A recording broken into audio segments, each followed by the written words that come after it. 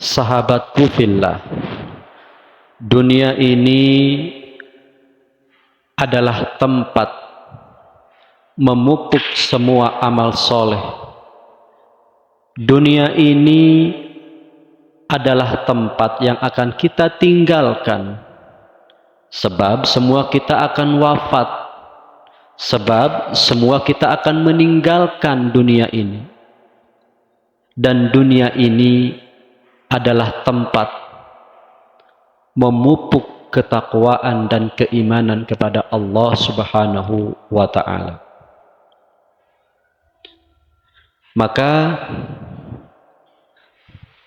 untuk mencapai keabadian yang penuh dengan kenikmatan, yaitu surga Allah Subhanahu wa ta'ala, kita dibutuhkan pembekalan yang disiapkan selama hidup di dunia sebagai seorang muslim, sebagai hamba Allah yang mentauhidkannya. Kita berjuang dengan upaya terbaik untuk mencapai keunggulan. Kita berjuang dalam segala hal yang kita lakukan dan dalam setiap hubungan yang kita miliki, baik hubungan kepada Allah maupun kepada makhluknya. Untuk apa?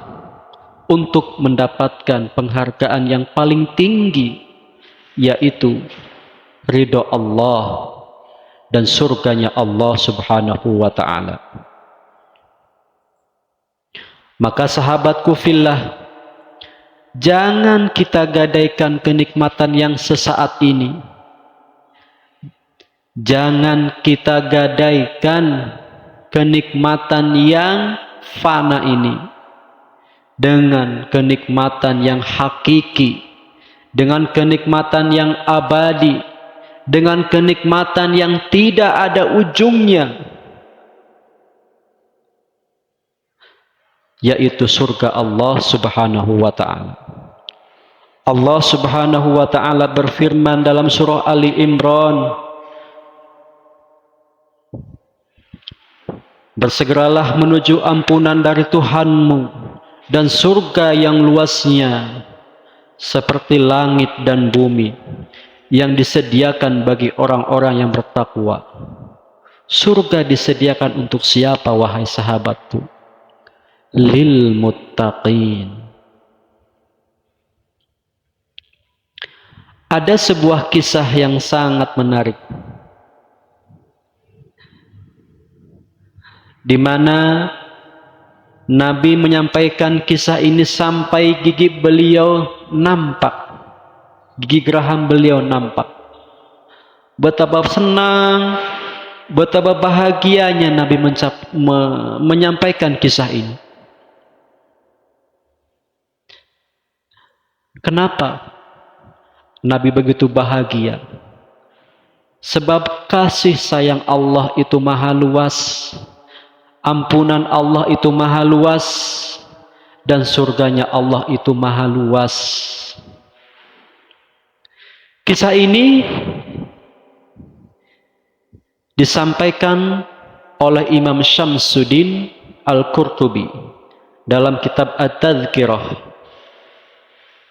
Dalam satu riwayat Imam Muslim dari Abdullah bin Mas'ud radhiyallahu anhu, Nabi sallallahu alaihi wasallam bersabda, sesungguhnya aku benar-benar tahu penghuni neraka yang terakhir kali keluar darinya, dan penghuni neraka yang terakhir kali masuk ke dalam surga, yaitu seorang lelaki yang keluar dari neraka dengan merangkak.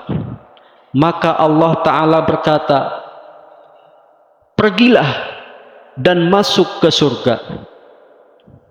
Maka orang itu pun datang ke surga, namun terbayang olehnya bahwa surga telah penuh.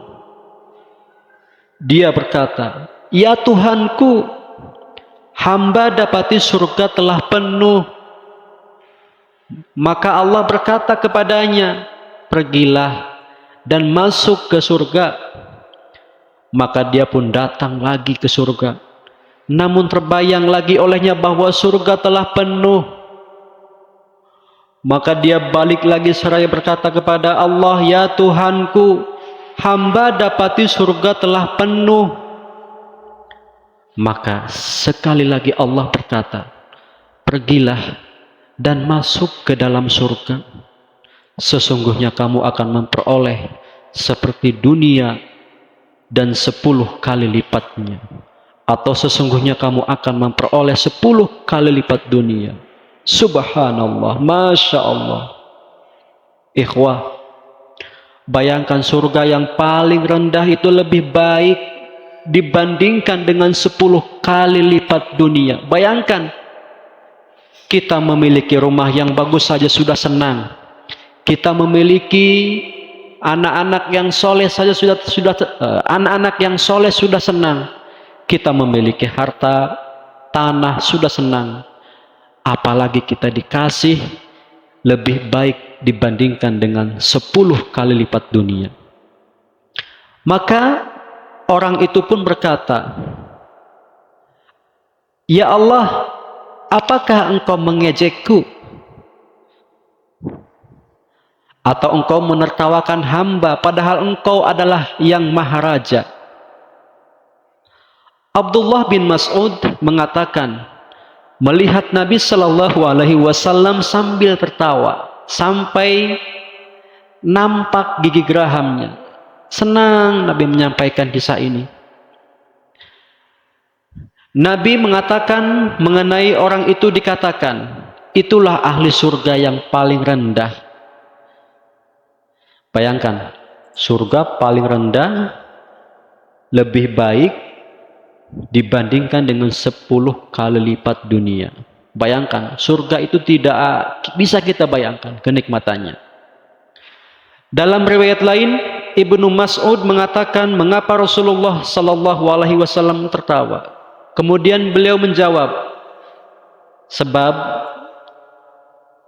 Tuhan semesta dan alam pun tertawa. Lalu berkata, aku tidak mengolok-olok kamu, aku tidak mengolok-olok kamu, tetapi aku maha kuasa atas apapun yang aku kehendaki.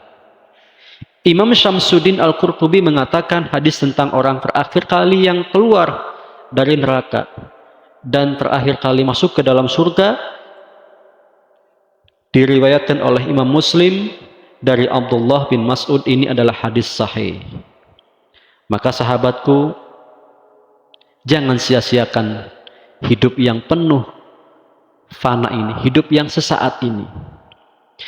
Lalu ia menambahkan hadis ini dan hadis-hadis mulia sesudahnya dengan jelas menerangkan betapa hinanya derajat dunia dan betapa luasnya rahmat Allah Subhanahu wa taala.